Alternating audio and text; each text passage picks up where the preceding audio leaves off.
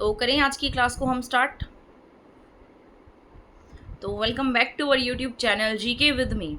जैसा कि आप सभी को पता है, मैंने आपको कहा था कि मैं आपको हरियाणा जीके कंप्लीट कराऊंगी। और हमारी हरियाणा जीके की क्लासेस, चाहे आप हरियाणा सीईटी का एग्ज़ाम दें, चाहे आप एचएसएससी का एग्ज़ाम दें, दोनों के पॉइंट ऑफ व्यू से बहुत इंपॉर्टेंट रहेंगी। इन वीडियो में मेरे ये जितने भी मैंने अपनी प्रिपरेशन के टाइम पे जितने हैंड रिटन नोट्स बनाए थे, उन सबको मैं आपको पढ़ा रही हूँ। ठीक है, इसको पढ़ने के बाद ही मेरा सिलेक्शन हुआ है। तो अब मैं आपको ये बताना चाहती हूँ कि जैसे ये पीडीएफ है, जैसे मान लो ये नोट्स हैं, तो जैसे बहुत ज़्यादा पढ़ने से अच्छा है कि आप सिर्फ और सिर्फ एग्ज़ाम ओरिएंटेड पढ़े, जो कि हमारे एग्ज़ाम में पूछा जाता है। ठीक है, इससे क्या होगा, इससे आपको एक फ़ायदा हो जाएगा। आपका एस्टेट का एग्ज़ाम है ना। एस्टेट के एग्ज़ाम के टाइम पे आपका टाइम वेस्ट नहीं होगा। पहली बात तो आप लिमिटेड सा पढ़ेंगे और जो एग्ज़ाम ओरिएंटेड होगा वो पढ़ेंगे, है ना। क्योंकि एग्ज़ाम के टाइम पे हमारे माइंड पे बहुत ज़्यादा प्रेशर होता है और हमारे मन में इस तरीके के थॉट्स होते हैं कि पता नहीं हम ये भी पढ़ ले, ये भी पढ़ ले, वो भी पढ़ ले, है ना। जो भी क्लास दिखती है हमारा मन करता है कि सारा ही पेपर में आ जाएगा। लेकिन ये एक्सपीरियंस हमें बहुत सारे एग्ज़ाम्स देने के बाद आता है कि हमें क्या पढ़ना है और क्या छोड़ना है। तो इसलिए जितने भी एग्ज़ाम होते हैं ना गवर्नमेंट, वो सभी के सब आपको देने चाहिए। तो अगर मैं बात कर लेती हूँ हरियाणा जीके की, हरियाणा जीके के मुझसे बहुत सारे बच्चे नोट्स भी मांग रहे थे, तो अभी मैं 1 या 2 दिन तक आपको हरियाणा जीके और सीडीपी के दोनों के नोट्स कंप्लीट तैयार करके एक नंबर शेयर करूँगी। वहाँ पर आप मुझे मैसेज करेंगे तो आपको नोट्स मिल जाएंगे। नोट्स पेड रहेंगे और मैं आपको वहाँ पर बता भी दूँगी कि कितने के रहने वाले हैं। ठीक है, बहुत ज़्यादा प्राइस नहीं रहेगा, बट नोट्स को पेड करने का मेरे पीछे मेरा एक ही मोटिव है कि आप उसे पढ़ें। क्योंकि जिस चीज़ पर हम पैसे लगा के, जिस चीज़ पर हम काम करते हैं ना, उसमें क्या होता है, वो चीज़ की हमें वैल्यू रहती है। जो चीज़ हमें फ्री में मिल जाती है ना, उसको फिर हम पढ़ते भी नहीं, उसको हम ऐसे ही छोड़ देते हैं। और ये नोट्स जो है मैंने ऐसे नहीं लिखे हैं जैसे मैंने लिखा है हरियाणा के इतिहास के प्रमुख स्रोत या हरियाणा की हिस्ट्री। तो इसमें हरियाणा की कंप्लीट हिस्ट्री मैंने ऐड की है। 20 पेजों की पीडीएफ है। कंप्लीट हरियाणा की हिस्ट्री इसमें इंक्लूड रहेगी। ऐसे ही कल की क्लास में हरियाणा की ज्योग्राफी कराऊंगी। वैसे मेरा मन तो आज ज्योग्राफी कराने का था, लेकिन ज्योग्राफी की क्लास बहुत लेंथी हो जाती, तो फिर मैंने आज सोचा कि आज आपको हरियाणा की हिस्ट्री करा देती हूँ। क्योंकि आज मेरी थोड़ी तबीयत भी ठीक नहीं है, तो फिर मैंने सोचा आपकी क्लास मिस तो नहीं करूँगी, मैं आपको पढ़ाऊंगी तो ज़रूर। तो फिर मैंने ये हरियाणा की हिस्ट्री का टॉपिक उठाया, क्योंकि हमें पढ़ना तो सब कुछ ही है ना, चाहे हम इसको पहले पढ़ लें चाहे बाद में पढ़ लें। तो हरियाणा की हिस्ट्री आज कर लेते हैं, कल हरियाणा की ज्योग्राफी, आर्ट एंड कल्चर में से हम कुछ कर लेंगे। ठीक है, तो पहले स्टार्ट कर देते हैं हरियाणा शब्द की व्युत्पत्ति। जो हमारा हरियाणा है, कल मैंने आपको बताया था कल की क्लास में कि हमारे हरियाणा 1803 से 1966 तक हमारा हरियाणा किस प्रकार से रहा, हरियाणा का गठन कैसे हुआ, हरियाणा के गठन के समय कौन कौन ऐसे जो नेता थे जिन्होंने काम किया, हरियाणा के गठन के समय कौन से आयोग बने, तो वो सारा मैं आपको समझा चुकी हूँ। जब हरियाणा बना तो हमारे पास कितना परसेंट एरिया आया, कितनी सीटें आई, कितने ज़िले बने, ये सारा मैं आपको कल की क्लास में बता चुकी हूँ। जिसने भी कल की हरियाणा जीके की क्लास नहीं देखी है, वो हमारे चैनल पर विजिट करेंगे तो हरियाणा जीके 2025 के नाम से आपको एक प्लेलिस्ट मिलेगी। आप वहाँ से जाकर चेक करेंगे तो आपको वहाँ पर वो वीडियो मिल जाएगी। ठीक है, तो स्टार्ट कर दिया अब पढ़ना। जो हमारा हरियाणा है, इसको हरियाणा नाम किसने दिया, यानी कि जैसे मान लो आपका जन्म होता है तो आपको भी तो कहीं ना कहीं से कोई ना कोई नाम मिला है। उसी प्रकार जैसे हरियाणा बना तो हरियाणा शब्द की उत्पत्ति हुई कहाँ से। ऐसा कहा जाता है जो परशुराम थे उन्हें हरि के नाम से भी जाना जाता था। परशुराम जी को किसके नाम से जानते थे, हरि के नाम से। और ऐसा कहा जाता है कि परशुराम जी के नाम पर ही हरियाणा को हरियाणा शब्द, हरि के नाम से ही उन्हें क्या कहा जाने लगा, हरियाणा शब्द की उत्पत्ति हुई। आपको पता है हमारे यहाँ पर महाभारत का जो युद्ध है वो हमारे यहाँ से ही हुआ था, है ना। तो रिलीजियस भूमि तो हमारी पहले से ही रही है। और ऐसा कहा जाता है कि हमारा हरियाणा जो है वो 10 किले, जो ये फोर्ट होते हैं, उनसे घिरा हुआ था। यानी कि हरियाणा को शास्त्रों में दर्शान भी कहा गया है। दर्शान यानी कि 10 किले, 10 किलों से संबंधित हरियाणा की व्युत्पत्ति मानी जाती है। हरियाणा शब्द का सबसे पहले प्रयोग ऋग्वेद में रजे हरियाणा के रूप में मिलता है। तो हरियाणा का प्रयोग कहाँ मिलता है, हरियाणा शब्द का प्रयोग सबसे पहले ऋग्वेद में मिलता है। ऋग्वेद में क्या कहा गया, रजे हरियाणा कहा गया। अब आप सोचेंगे कितने सारे नाम हम कैसे याद रखेंगे, तो मैंने सारे नाम भी लिखे हैं, सारी ट्रिक्स भी हैं आपको याद कराने की। तो रे से ऋग होता है ना, रे से ही क्या होता है, रजे। तो आपको ऑप्शन में देख के फटाफट याद आ जाएगा कि हमने पढ़ा था रे से ऋग्वेद पढ़ाया था मैम ने, और ऑप्शन में इसका आंसर क्या है, रे से रजे है। तो ऋग्वेद क्या है, रजे हरियाणा। ऋग्वेद के रूप में क्या मिलता है, रजे हरियाणा मिलता है। हरियाणा की वैदिक भूमि को भारत की संस्कृति और सभ्यता का क्या कहा जाता है, पालना भी कहा जाता है। तो आपसे पूछा जा सकता है ऐसा कौन सा राज्य है जिसे भारतीय संस्कृति की सभ्यता का पालना कहा जाता है, तो आप क्या कहेंगे, हरियाणा की वैदिक भूमि को क्या कहा जाता है, भारतीय संस्कृति व सभ्यता का पालना कहा जाता है। जैसे रै से क्या है, रै से रजे है, रजे हरियाणा है, और रै से रजे हरियाणा में क्या आएगा, ऋग्वेद आएगा, है ना। रजे हरियाणा, रै से रजे हरियाणा, रै से ऋग्वेद। इसके बाद है बहुधान्यक। बहुधान्यक क्या है, महाभारत, है ना। बहुधान्यक किसमें कहा गया, महाभारत में। तो इसको कैसे याद रखेंगे, इसको बस याद करने के बारे में बता रही हूँ। जैसे लड़ाई, महाभारत की जो युद्ध हुआ है वो किसके, द्रौपदी के लिए हुआ था, है ना, और श्री कृष्ण आए थे इसमें।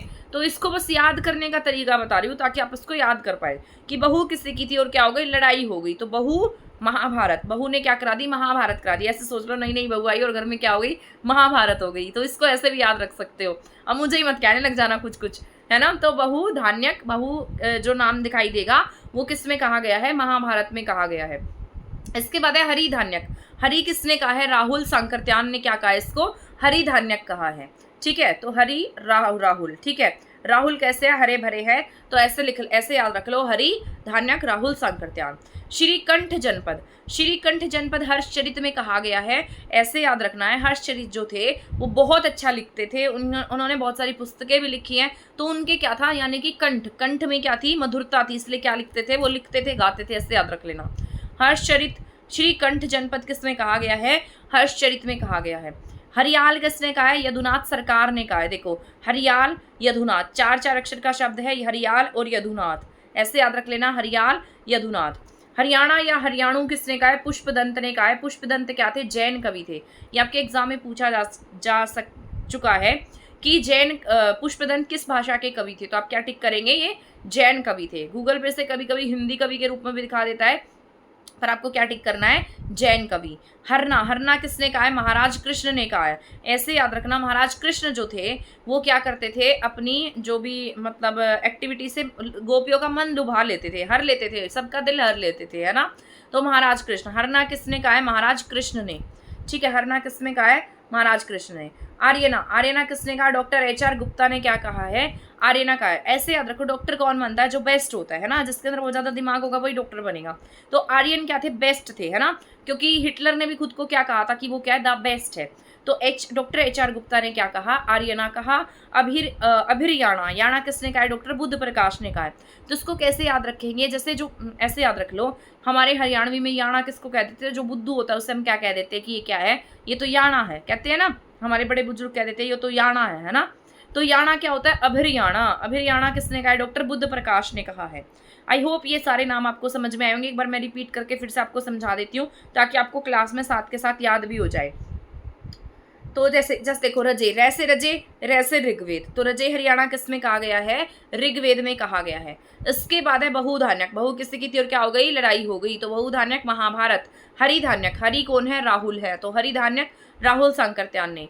इसके बाद है श्रीकंठ जनपद। कंठ जनपद, उनके कंठ में क्या है, मधुरता थी, हर्षचरित लिख दिया, श्रीकंठ जनपद हर्षचरित, ठीक है। इसके बाद है हरियाल। हरियाल 4 अक्षर का है, यदुनाथ भी 4 अक्षर का है। हरियाल यदुनाथ सरकार। हरियाणा या हरियाणु किसने कहा है, जैन कवि थे पुष्पदंत जी, उन्होंने क्या कहा है, इसे हरियाणा कहा है। इसके बाद हरना। हरना कौन हर लेते थे, श्री कृष्ण हर लेते थे, तो हरना क्या है, महाराज कृष्ण ने कहा है।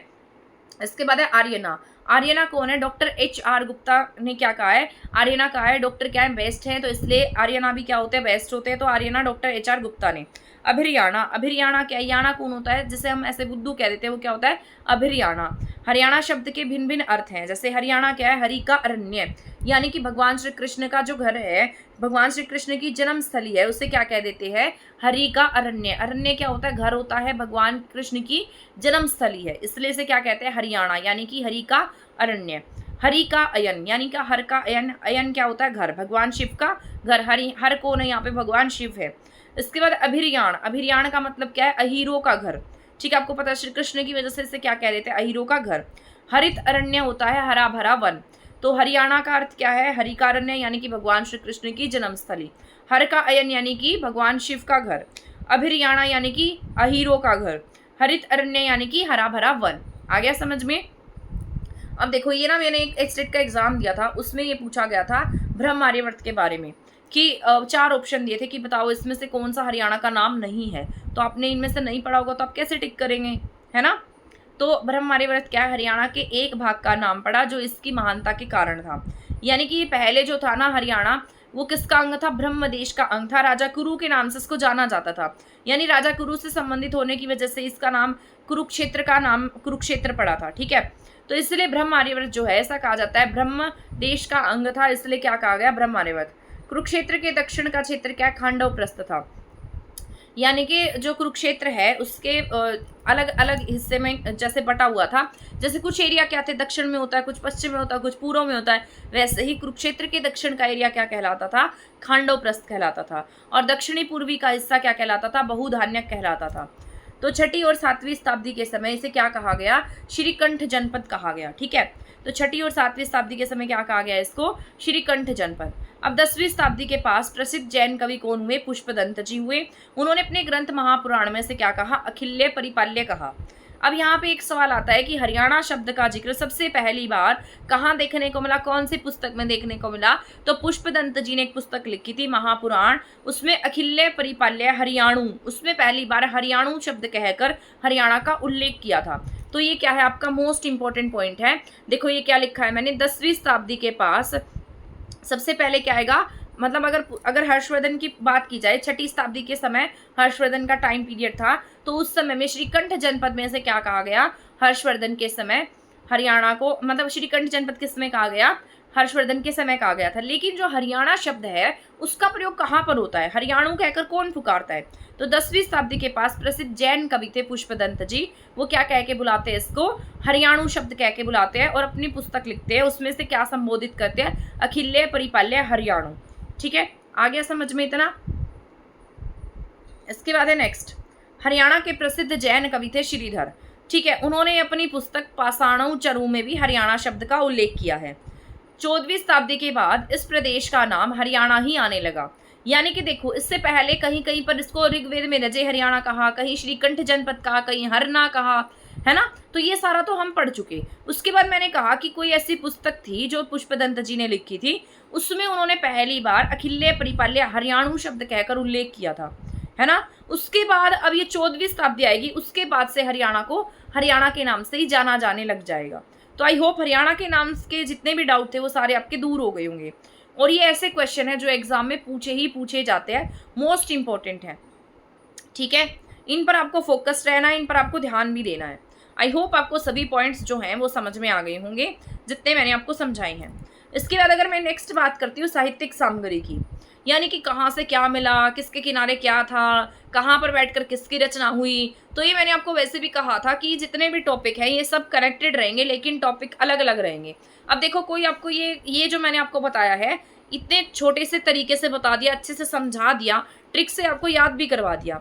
आई होप आपको ये याद भी हो गया होगा, एक बार रीड करेंगे तो और भी अच्छे से याद हो जाएगा, है ना। लेकिन मान लो अगर आप कहीं और से करते तो आपको यही क्लास 30 मिनट की देखने को मिलती ना, और उसके साथ साथ क्या होता है ये सारे टॉपिक भी ना मिलते जो मैं आपको कराने जा रही हूँ। ये एक तरीके की मैराथन क्लासेस हैं जो हरियाणा जीके की मैं करवा रही हूँ, क्योंकि इसमें एक टॉपिक नहीं है, बहुत सारे टॉपिक्स है। तो अब साहित्यिक सामग्री का टॉपिक अलग है वैसे अगर हम पढ़ते हैं तो, लेकिन मैंने सभी इसमें इंक्लूड किए हैं ताकि आपका टाइम वेस्ट ना हो, एग्जाम के रहते रहते आप इसको अच्छे से रिवाइज कर लें। इसके बाद है साहित्यिक सामग्री की अगर मैं बात करती हूँ, जैसे हमारे पास पुराण थी, 16 पुराण है ना, उसमें से स्कंद पुराण में और इसके बाद कुमारिका खंड में, यानी कि इसके बहुत सारे जैसे हमारे चैप्टर होते हैं ना बुक में, वैसे स्कंद पुराण में क्या लिखे हुए थे, खंड लिखे हैं। तो इसके कुमारिका खंड में हरियाणा के लिए किसका प्रयोग होता है, हरियाणा शब्द का वर्णन किया गया है।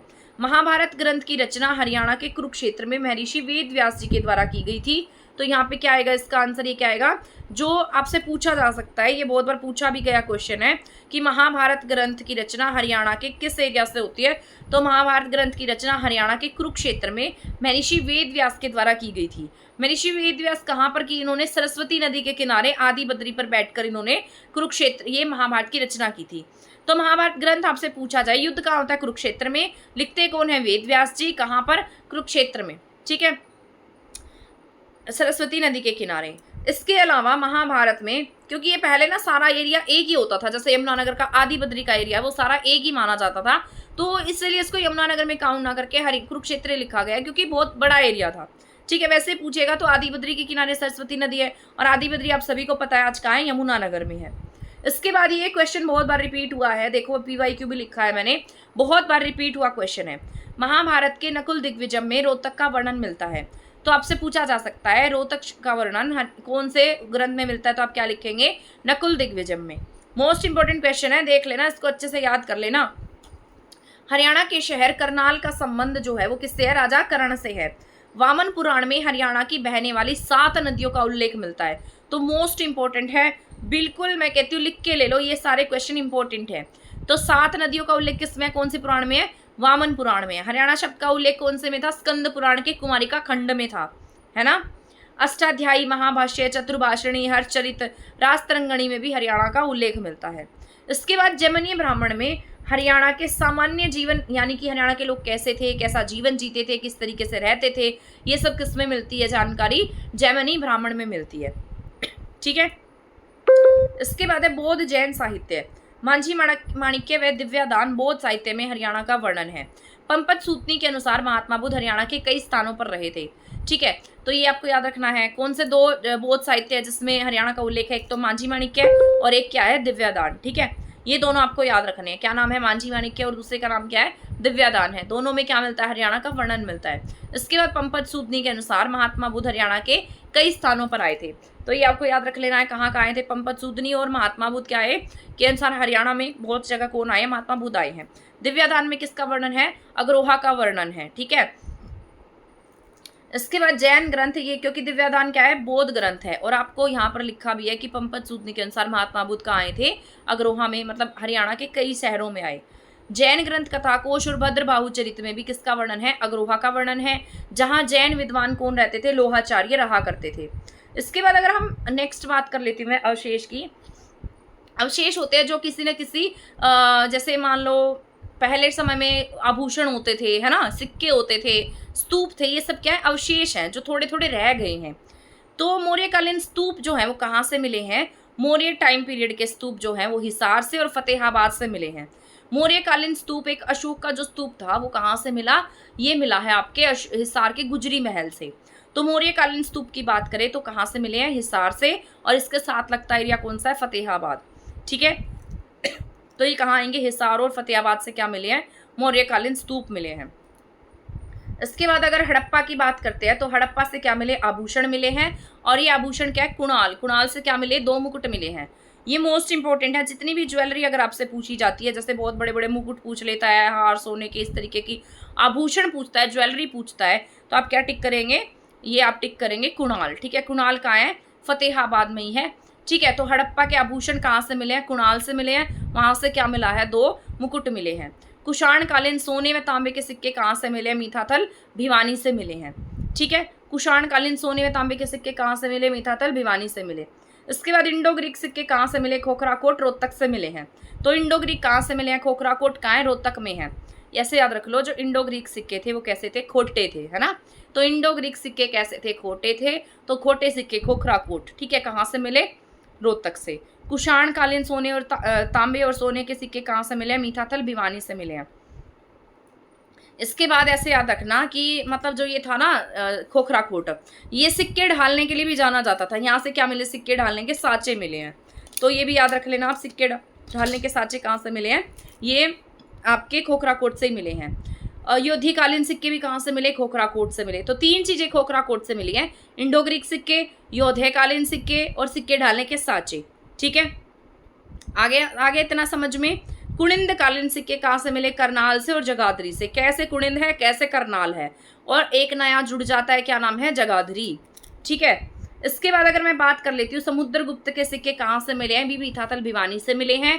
ठीक है, योध्य गणराज्य की मोहरें कहाँ से मिली हैं, औरंगाबाद भिवानी से मिली हैं। जैन मूर्तियां कहाँ से मिली हैं, हास्य और शनीला से मिली हैं। यक्ष यक्षिणी की मूर्तियां कहाँ से मिली, पलवल से मिली हैं। और मिट्टी की मोहरें कहाँ से मिली हैं, दौलतपुर से मिली हैं। ठीक है, एक बार रिपीट करा देती हूँ आपको। सबसे पहले मैंने आपको बताया इंडो ग्रीक सिक्के। इंडो ग्रीक सिक्के कैसे, खोटे हैं, तो आप क्या याद रखेंगे, खोखराकोट याद रखेंगे। सिक्के ढालने, अब ढाला भी कहाँ हमने उन्हें, खोखराकोट में। योद्धियों ने भी फिर कहाँ पाए अपने सिक्के, खोखराकोट में। अब कुणिंद, कैसे कुणिंद है, कैसे करनाल और जगाधरी है। समुद्रगुप्त के सिक्के मीठाथल भिवानी से मिले हैं। ठीक है, इसके बाद नेक्स्ट, योध्य गणराज्य के सिक्के कहाँ से मिले, औरंगाबाद भिवानी से मिले हैं। जैन मूर्तियां हास्य और शनीला से मिली। यक्ष यक्षिणी की मूर्तियां पलवल से मिली हैं। ठीक है, मिट्टी की मोहरें दौलतपुर से मिली है। आई होप ये सारे पॉइंट आपको समझ में आ गए होंगे जितने मैंने आपको बताए हैं। तो इस तरीके से मैंने आपके 2 टॉपिक जो है वो कंप्लीट करा दिए हैं। ठीक है, इसके बाद अगर मैं नेक्स्ट बात करती हूँ हरियाणा में मिले अभिलेख की, तो हरियाणा में आपके टोपरा स्तंभ है। ठीक है, तो ये सारे इंपॉर्टेंट हैं, अभिलेख जितने भी कराऊंगी ना सारे इंपॉर्टेंट हैं, तो इनको ध्यान से कान खोल के सुन लेना, कभी पेपर में कहो कि मैंने कराया नहीं था। ये जरूर से जरूर आने वाले पॉइंट है। ठीक है ना। अब हरियाणा में मिले अभिलेख के बारे में हम पढ़ने जा रहे हैं। तो सबसे पहले लिखा है टोपरा स्तंभ। टोपरा जो है अशोक के समय में बना था, ये सम्राट अशोक के समय 7 अभिलेख अंकित है इस पर। अगर आपसे पूछा जाए टोपरा पर कौन सी लिपि है, तो आप क्या टिक करेंगे? टोपरा पर ब्राह्मी लिपि अंकित है। और भाषा कौन सी है इसकी? संस्कृत है। पहले क्या था, ये अंबाला में था, अब कहाँ है? ये यमुनानगर में है। ठीक है, तो टोपरा स्तंभ कहाँ है? ब्राह्मी लिपि, ठीक है, संस्कृत भाषा, पहले अंबाला अब यमुनानगर। तो आपको याद रखना है टोपरा कहाँ है? अब यमुनानगर में है। किसके समय में बनाई? अशोक के टाइम के। इस पर 7 अभिलेख अंकित है। भाषा पूछेगा तो संस्कृत है, लिपि पूछेगा तो इस पर कौन सी है? ब्राह्मी लिपि है। पहले कहाँ था? अंबाला में, आज कहाँ है? यमुनानगर में। आई होप टोपरा के बारे में आपको समझ में आ गया होगा। मैंने क्या बताया? टोपरा पहले अंबाला, आज यमुनानगर। भाषा संस्कृत, लिपि ब्राह्मी। ठीक है, और अशोक के समय के 7 अभिलेख अंकित है। कितना आसान था, है ना। इसके बाद अगर शुद्ध की बात कर लेते हैं तो 12 खड़ी का अभिलेख कहाँ से मिलता है? शुद्ध से मिलता है। शुद्ध कहाँ? यमुनानगर में है। यह भारतीय राष्ट्रीय संग्रहालय में रखा गया है। आज ही यहाँ पर नहीं है, कहाँ रखा गया है? भारत के राष्ट्रीय संग्रहालय में से रखा गया है। 2री शताब्दी का ईसा पूर्व का, तो कितना पुराना है, इसलिए इसे कहाँ रखा? भारत के राष्ट्रीय संग्रहालय में रखा है। ऐसे याद रख लो, 12 खड़ी है। जो शुद्धे लोग होते हैं वो 12 ही पढ़ते हैं। याद रखने का तरीका है, शुद्धे लोग कितने पढ़े? 12 खड़ी पढ़े। तो 12 खड़ी का अभिलेख कहाँ से मिला? शुद्धि जगह से मिला, यानी शुद्ध से मिला। ठीक है, इसके बाद है पिंजौर। पिंजौर से 3 प्राचीन अभिलेख मिले हैं। इसमें लिखा था, मतलब ये इजी सा है। पिंजौर से एक अभिलेख मिला है जिसपे ये लिखा था किसका पहले नाम क्या था? पंचपुर था, इसलिए पिंजौर का अभिलेख। पिंजौर में क्या है? पंचपुर। ताम्र अभिलेख की बात कर लेते हैं तो हर्ष के समय का सोनीपत से पुष्यभूति के वंश परंपरा की जानकारी मिलती है। तो ताम्र अभिलेख से क्या मिलती है? किसकी जानकारी मिलती है? पुष्यभूति की जो वंश परंपरा है उसकी जानकारी कहाँ से मिलती है? ताम्र अभिलेख से मिलती है। भोजदेव का अभिलेख आपका मोस्ट इंपॉर्टेंट है, बहुत बार क्वेश्चन पूछे गए हैं। इसे 9वीं शताब्दी के अभिलेख के नाम से भी जाना जाता है। इस समय जो हरियाणा था, मतलब जो पेहोवा था, वो किसके लिए जाना जाता था? घोड़ों के व्यापार के लिए जाना जाता था। ठीक है, तो इसीलिए यहाँ पर क्या है? ये पेहोवा से क्या मिले हैं? यहाँ से भोजदेव का अभिलेख मिला है। ठीक है, पेहोवा किसके लिए फेमस था? घोड़ों के व्यापार के लिए बहुत ज्यादा फेमस था। आई होप समझ में आ गया होगा। इसके बाद है भोज प्रतिहार का सिरसा से अभिलेख प्राप्त हुआ है। ये से सिरसा है। से क्या है? शैव संप्रदाय की जानकारी देता है। तो ये अभिलेख जो है वो किसकी जानकारी देता है? शैव संप्रदाय की। तो शैव जो है ना, ये भगवान शिव से संबंधित है। तो सिरसा से क्या मिला हमें? शैव संप्रदाय की जानकारी का अभिलेख मिला है। ठीक है, अग्रोहा से 7 स्वर की ईंट मिली है जिस पर क्या लिखा है? सारेगामा पा अंकित है। हास्य से मोस्ट इंपॉर्टेंट है, हास्य से पृथ्वीराज सेकंड के समय का अभिलेख मिला। इस पर किले का निर्माण किया गया था। इसका निर्माण किसने कराया? पृथ्वीराज थर्ड ने करवाया। लाडनू अभिलेख पूछता है तो राजस्थान के नागौर से क्या मिला है? लाडनू अभिलेख मिला है। इसमें हरियाणा की राजधानी क्या बताई गई है? दिल्ली बताई गई है। ठीक है, आगे इतना समझ में। यमुनानगर से इंपॉर्टेंट है, देखो अभी मैंने बताया था यमुनानगर में 3 अभिलेख मिले हमें। यमुनानगर में कपाल मोचन का अभिलेख है, टोपरा का अभिलेख हो गया और बाराखड़ी का अभिलेख हो गया। ठीक है, तो ये तीनों इंपॉर्टेंट है। कपाल मोचन अभिलेख जो है ना वो अधूरा है, पूरा नहीं लिखा हुआ। जो सूदी जगह है वहां से क्या मिला है? बाराखड़ी का अभिलेख मिला है। टोपरा पहले अंबाला में था, आज का यमुनानगर में है। टोपरा पर भाषा कौन सी है? संस्कृत है। लिपि कौन सी है? ब्राह्मी है। ठीक है, अगर मैं भिवानी की बात करती हूँ तो भिवानी से तोशाम का अभिलेख मिला है जो एक तालाब की जानकारी देता है। करनाल से करनाल सरोवर की जानकारी देने वाला खरोष्टी लिपि का अभिलेख मिला है। तो ये इंपॉर्टेंट है, आपसे इसकी लिपि पूछी जा सकती है। तो कौन सी लिपि में लिखा हुआ है? खरोष्टी लिपि में लिखा है। गुजरी महल हिसार के स्तंभ पर 8 लिखों वाला अभिलेख कहाँ से मिला? गुजरी महल से मिला है।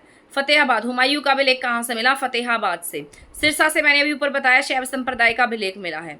ये इंपॉर्टेंट है। कुरुक्षेत्र, कुरुक्षेत्र से लाओस देश के राजा देवांका का कुरुक्षेत्र की प्रशंसा करने वाला अभिलेख मिला है। आई नो आपको ना ये बहुत बोरिंग लग रहे होंगे, लेकिन इतने मैं आपको साथ साथ याद करा रही हूँ, तो आई थिंक मुझे नहीं लगता कि मैं आपके लिए बोरिंग क्रिएट कर रही हूँ, क्योंकि मैं चाहती हूँ कि आपका ये बिल्कुल परफेक्ट रहे, आपको साथ साथ याद हो जाए, आपको इसमें ज़्यादा दिमाग खपाना ना पड़े, है ना। तो इसलिए मैं आपको इसको साथ साथ कराई जा रही हूँ।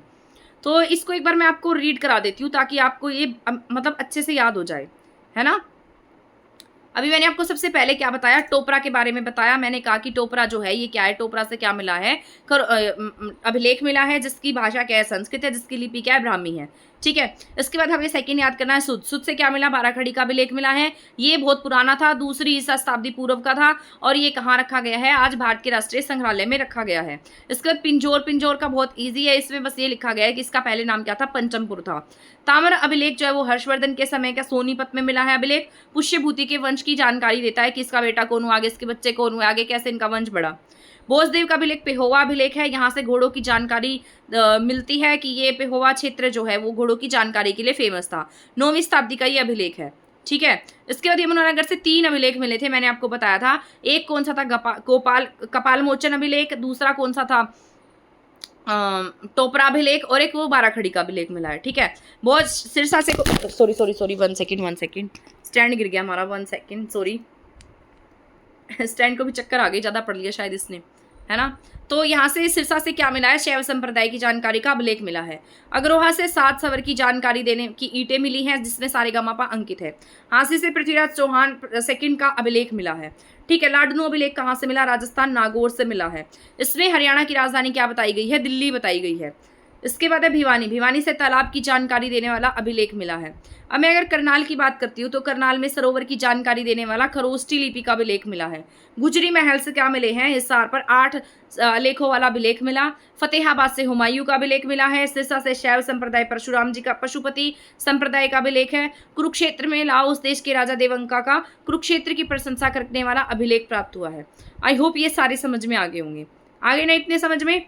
इसके बाद सारे सिक्के और मुद्राएं मैं आपको पढ़ाने वाली हूँ। ये आपका मोस्ट इंपॉर्टेंट टॉपिक है, बहुत लेंथी ये वीडियो है, शायद 1 घंटे। अब मैं 1 घंटे की वीडियो पढ़ाऊंगी आपको, उसमें आपका सिलेबस ये PDF कंप्लीट हो गई तो ठीक है, नहीं हुई तो फिर नेक्स्ट वीडियो में पढ़ाऊंगी। ठीक है, बाकी मैं पूरी कोशिश करूंगी कि मैं पूरा टॉपिक आपको इस वीडियो में कवर करा दूं। हरियाणा प्रदेश, अब इसको पढ़ लेते हैं। हरियाणा प्रदेश 200 ईसा पूर्व से 300 ईसा पूर्व तक इतिहास सिक्कों पर आधारित है, यानी कि इस टाइम पीरियड तक हरियाणा में कोई भी पुस्तक नहीं लिखी गई थी। 200 से 300 ईसा पूर्व तक क्या था, हरियाणा सिक्कों पर आधारित था। हरियाणा में क्या थे, सिक्के थे। ठीक है, तो उन्हीं सिक्कों की डिटेल हम पढ़ने जा रहे हैं। सुध, नौरंगाबाद, अग्रोहा आदि स्थानों से 2री शताब्दी ईसा पूर्व से क्या मिले, आहत सिक्के मिले हैं। इन्हें हम क्या कहते हैं, पंचमार्क कॉइन के नाम से जानते हैं। खुदाई से प्राप्त सिक्कों में क्या मिले हैं, योद्धे शासक कार्तिकेय को क्या दिखाया गया, एक विजेता के रूप में दिखाया गया है। तो खुदाई से प्राप्त सिक्कों में क्या आता है, योद्धे शासक कार्तिकेय को एक विजेता के रूप में दिखाया गया। सुनेत लुधियाना से प्राप्त सिक्कों पर क्या लिखा है, जय मंधार लिखा है, जो योद्धे शासक कार्तिकेय की सफलता की पुष्टि करता है। ठीक है, इसको बस एक बार रीड कर लेना, जो जो इंपॉर्टेंट होगा वो मैं बताती जाऊंगी। ठीक है, तो सुनीत लुधियाना से प्राप्त सिक्कों पर क्या लिखा, जय मंधार लिखा, जो क्या बताता है कि योद्धे शासक कार्तिकेय की सफलता बताता है। कुमार गुप्त कालीन सिक्कों से ज्ञात होता है कि योद्धे धर्म राजधर्म का रूप ले चुका था। ठीक है, हरियाणा के अन्य प्रमुख समूह कुणिंद शासकों का था। शिवालिक क्षेत्रों में रहने वाले ये लोग अपने सिक्कों पर लक्ष्मी, हिरण तथा त्रिशूलधारी शिव का अंकन करते थे। तो हरियाणा का अन्य प्रमुख समूह क्या है, कुणिंद शासक का था। शिवालिक क्षेत्र में रहने वाले लोग क्या करते थे, अपने सिक्कों पर क्या लिखवाते थे, लक्ष्मी, हिरण और त्रिशूलधारी शिव का अंकन करते थे। तो आपको याद रखना है, कुणिंद क्या लिखवाते थे अपने सिक्कों पर, लक्ष्मी थी उनके सिक्कों पर, हिरण था और त्रिशूलधारी थे। कहाँ रहते थे, शिवालिक क्षेत्र में रहते थे। अब अंदाजा लगा लो कहाँ रहते होंगे, पंचकुला, अम्बाला, यमुनानगर, इस एरिया में रहते होंगे, है ना। यानी कि ऊपर के एरिया में कौन रहते थे, कुणिंद रहते थे, और उनके सिक्कों पर 3 चीजें मिलती थी। वो चीजें कौन सी थी, लक्ष्मी थी, हिरण था और त्रिशूलधारी शिव का अंकन करते थे।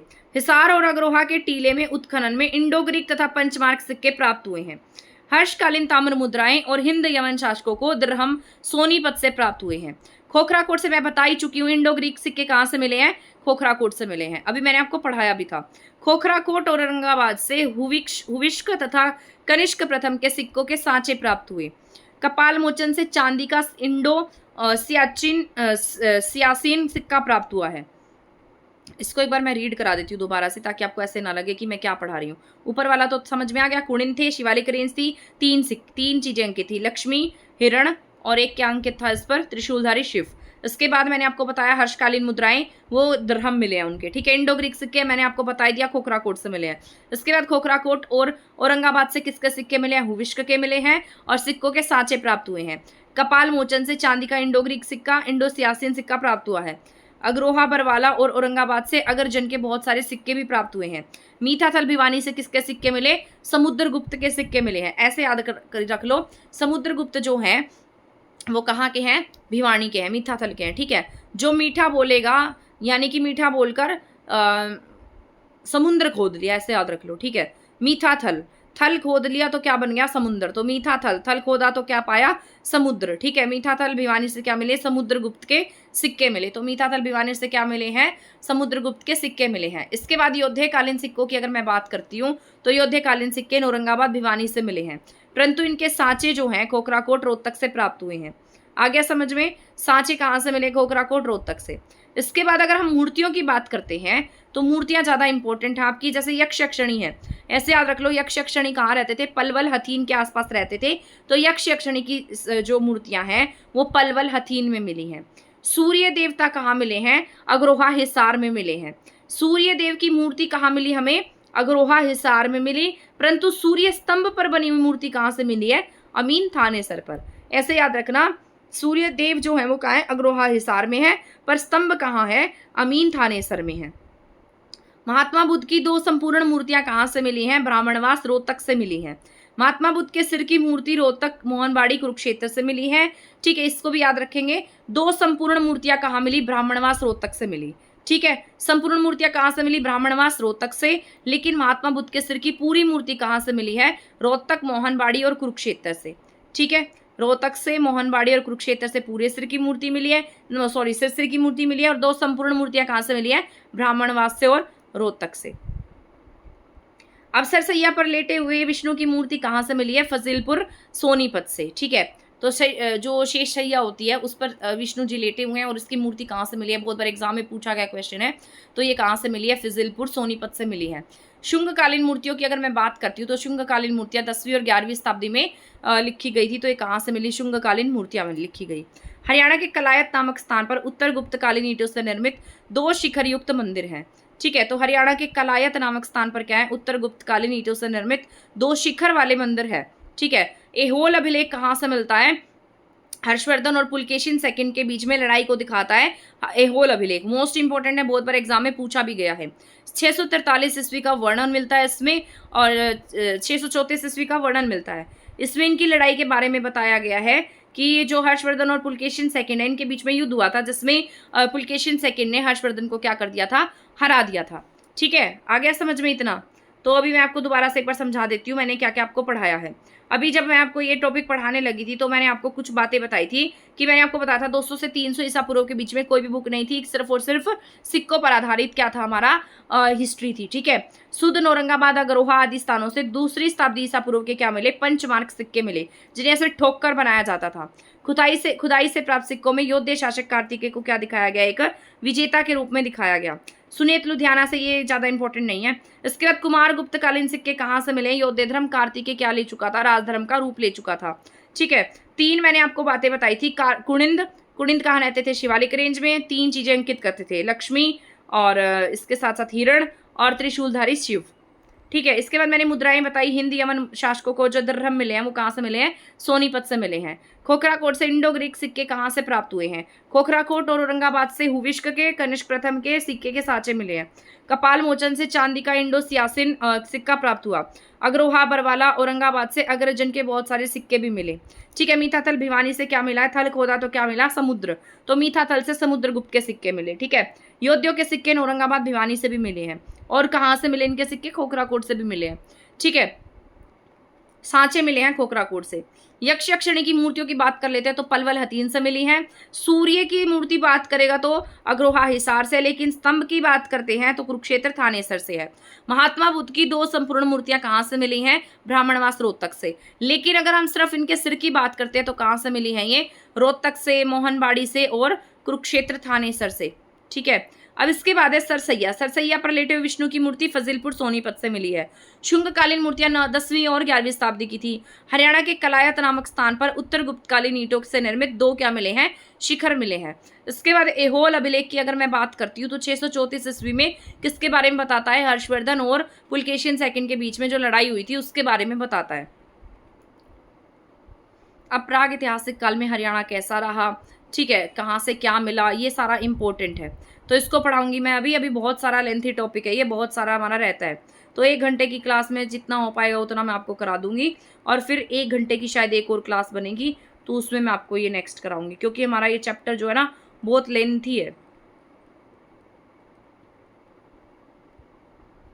और इतना ज़्यादा ना मुझे लगता है आप पढ़ भी नहीं पाओगे अगर मैं इसको बहुत ज़्यादा करा देती हूँ तो, क्योंकि बहुत ज़्यादा पढ़ना भी हमारे लिए बोरिंग सा काम हो जाता है ना।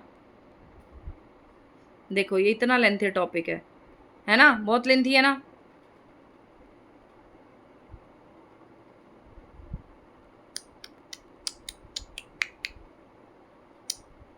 एक बार हम पीडीएफ निकाल लेते हैं। आप भी सोचोगे कि बहुत देर लगा दी है ना, पर बीच बीच में थोड़ा थोड़ा ब्रेक भी ज़रूरी हो जाता है। पहुंच गए हम, अब कर दे स्टार्ट।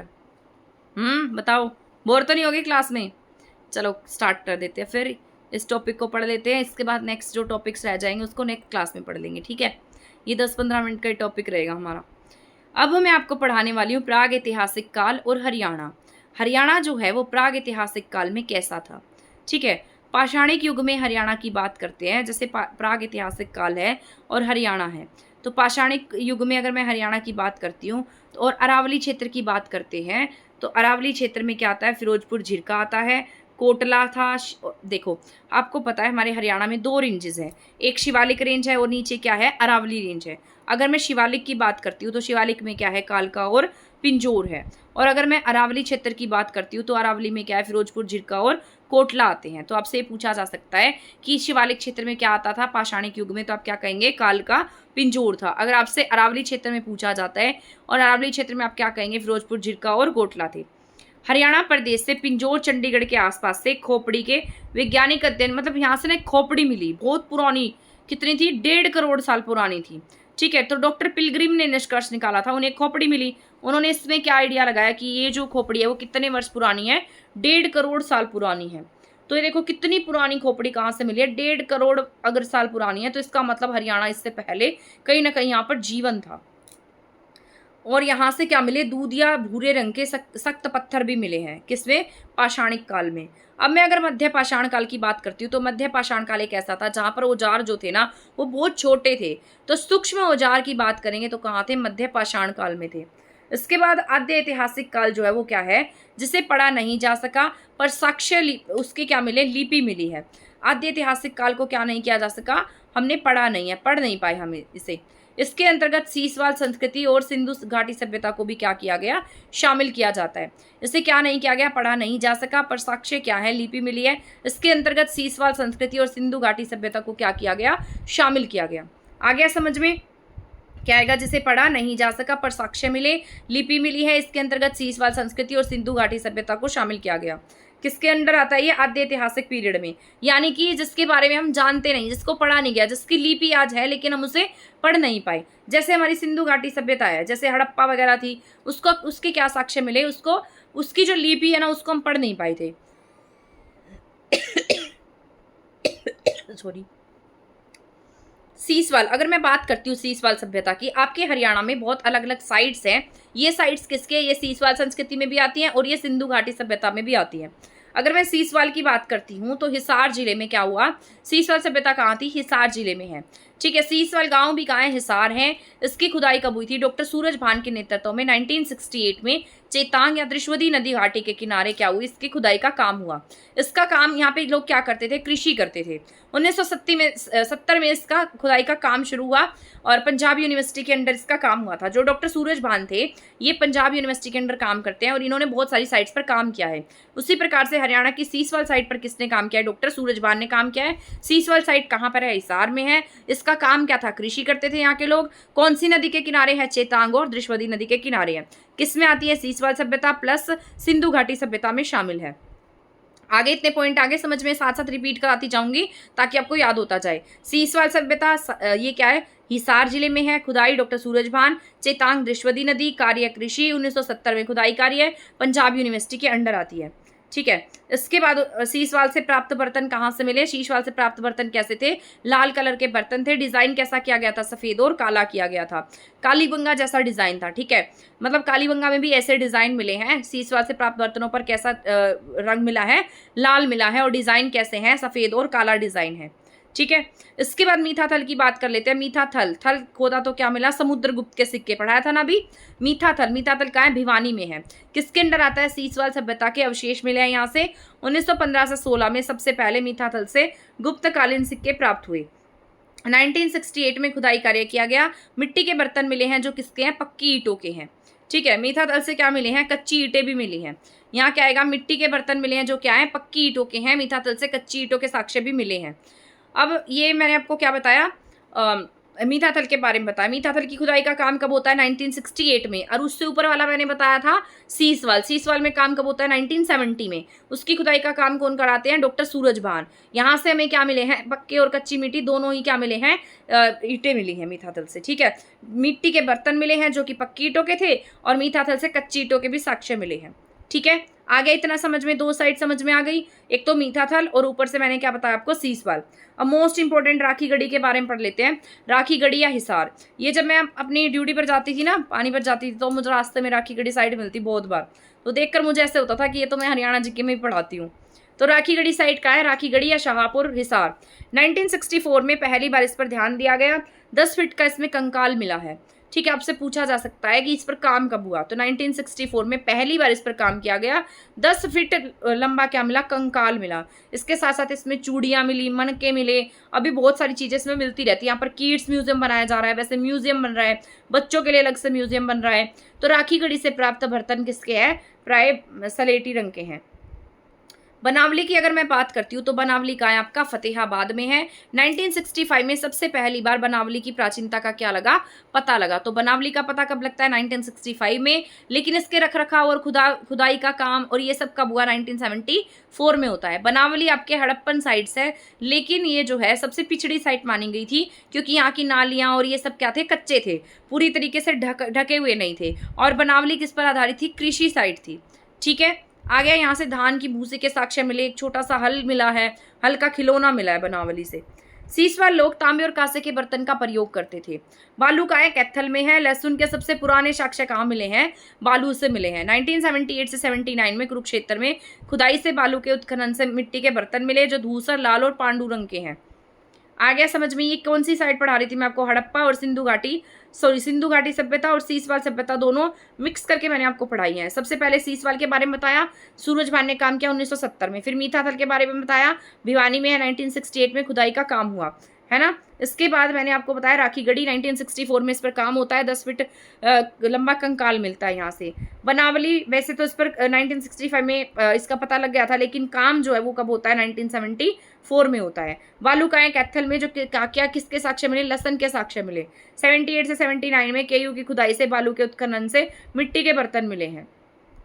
ठीक है, अब हड़प्पा सभ्यता के अवशेष स्थल में और पढ़ा देती हूँ आपको, देख लेती हूँ कितनी बड़ी क्लास है ये हमारी। अब इसके बाद तो पुष्य बुद्धि पीरियड आ जाएगा, यहीं तक है।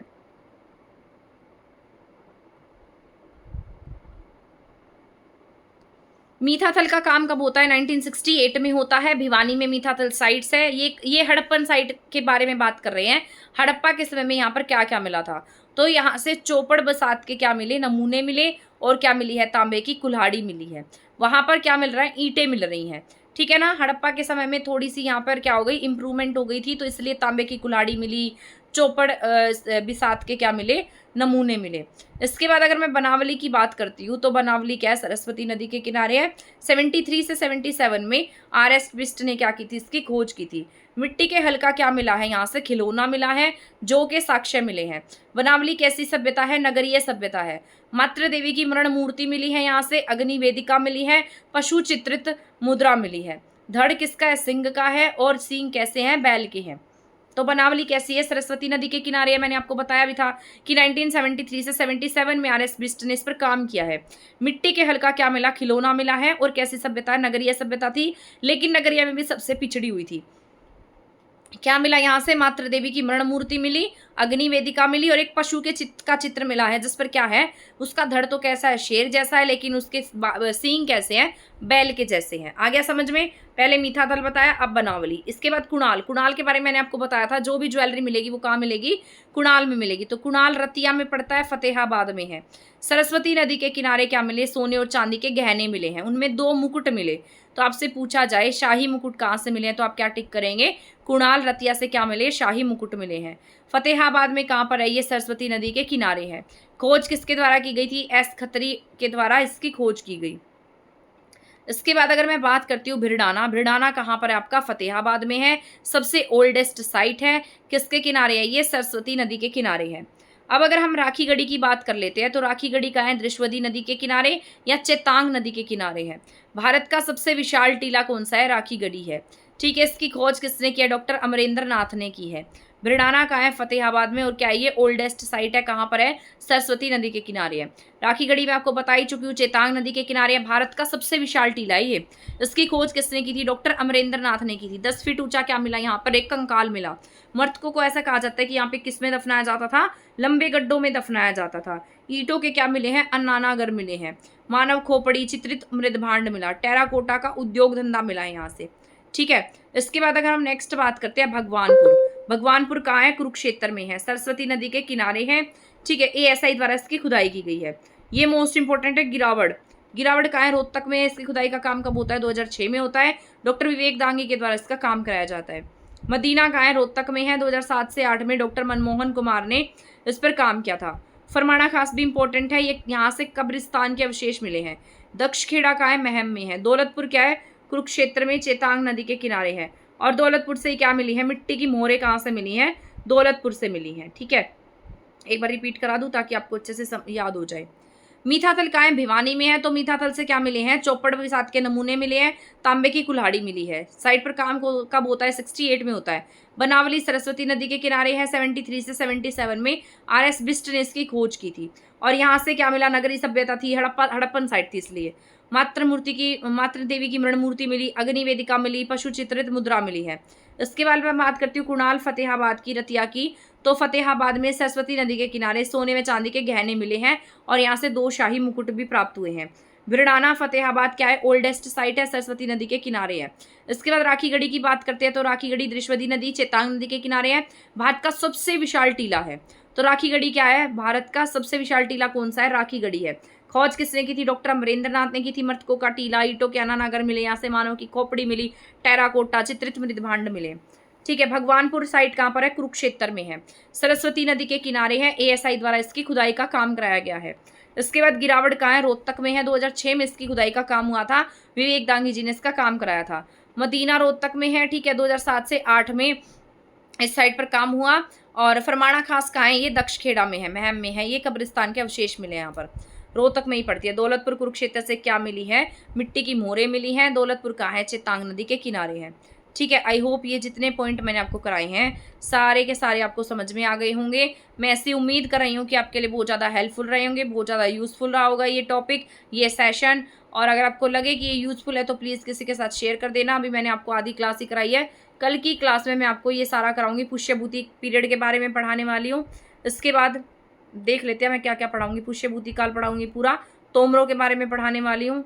ठीक है, इसके बाद चौहानों के बारे में, फिर सुल्तान रजिया सुल्तान मुस्लिम जो पीरियड है वो आ जाएगा, पानीपत की लड़ाई आ जाएगी। और इसके बाद जो विद्रोह हुआ था, सतनामी विद्रोह, फिर 1803 में सूर्यचंद्र की गांव की संधि जब तीसरे युद्ध के बाद होगी वो सब। जॉर्ज थॉमस के बारे में बताऊंगी। जॉर्ज थॉमस के बारे में पढ़ना बहुत ज़्यादा जरूरी है, बहुत इंपॉर्टेंट है। ठीक है, तो कल की क्लास में सारा हमारा रहेगा पूरा हिस्ट्री से रिलेटेड।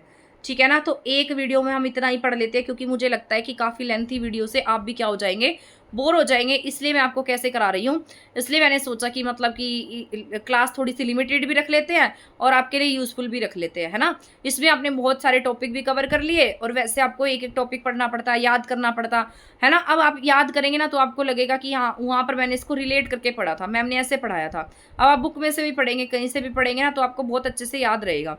ठीक है ना। नोट्स की बात कर रही थी मैं, तो नोट्स बहुत जल्दी प्रोवाइड करा दूंगी ये, ठीक है ना।